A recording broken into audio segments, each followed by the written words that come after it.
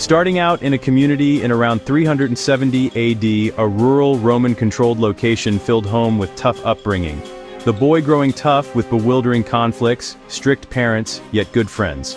Alaric started out in his life journey in Danube Delta, within present-day Romania. Alaric was a boy soldier who would become a Roman barbarian king of the Visigoths.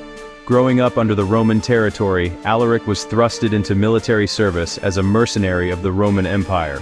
Many of the Germanic tribes or barbarians attained Roman citizenship, but Alaric stayed a Visigoth throughout his life. Alaric trained in combat activities as a boy, showing ability as a swordsman and bowshooter. Rome used mercenaries as essentially pawns in their army as Roman citizens' numbers dropped.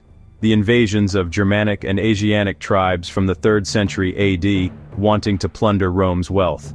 Alaric belonged to a Gothic dynasty. Alaric would have heard of the Battle of Adrianople in 378, where Gothic tribes defeated Romans near Constantinople. Such conquests would have shown Alaric that Rome itself is no longer invincible. Agreements had been made by Roman emperors after the Battle of Adrianople for Goths to possess land in the Balkans in exchange for military service. Alaric spent much of the late 380s and into the 390s as a soldier in the Roman army, as an auxiliary with Roman soldier training. Alaric would have gained the necessary understanding of how to fight as a Roman, and as such fight against Romans.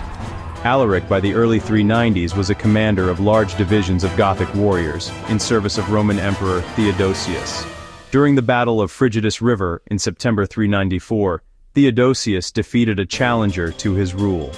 This happened with the help of Alaric and his army of Goths, killing many of Alaric's fellow Goths. This was the turning point for Alaric, and questioned the morality of serving Rome. In the second half of the 390s, Alaric had established himself as a top barbarian warlord. Chaos was erupting in the empire with the death of Theodosius and the splitting of the empire into east and west. Alaric had a new rival in the Western Empire, Stilicho, who was half Roman and half Vandal. Alaric took advantage of the unraveling of Rome by sacking Athens in Greece. Alaric plundered the city of its treasure. After the plunder of Athens, Alaric headed back north and laid low until 399. Alaric and his soldiers were hired as mercenaries by the Constantinople government, fighting off attacks by Stilicho.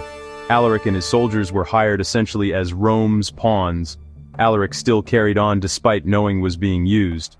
Tensions grew and the Western and Eastern Empire was essentially become two different states. Alaric was encouraged to raid the Western Empire, the first invasion of Italy, as being unsuccessful.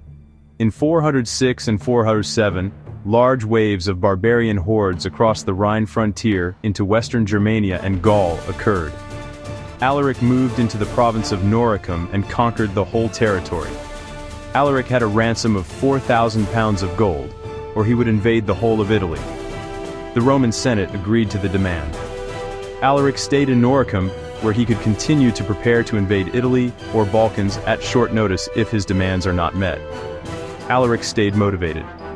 After his demands were not met, Alaric descended into Italy in 408, where he and his soldiers attacked various cities, and just about attacking Rome itself, before returning back to Noricum.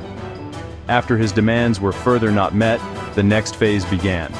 The Western Empire suffered more crisis with Stilicho fell from power and was executed. In 410, Alaric and his barbarians laid siege to Rome, which lasted half a year. The city itself had largely been left to Alaric by the government officials who were largely based in Ravenna. The city itself and its people were betrayed. The Salarian gates stayed closed until a weak official gave up. The Salarian gate to the city was essentially open to Alaric and 30,000 of his soldiers, to where they plundered the city on 24th of August 410 for 3 days. This motivation and event changed the course of history, including causing the Romans to leave Britannia, where a power vacuum followed with Germanic tribes arriving. This motivation and event changed the course of history, with Rome's weaknesses fully shown. Alaric headed south to further plunder Rome, but fell ill with an infection after his ship had become damaged crossing over to Sicily. Alaric became sick with an infection. Alaric was only in his early 40s. Alaric died in 411. Alaric's motivation changed history forever. Alaric's motivation changed history forever.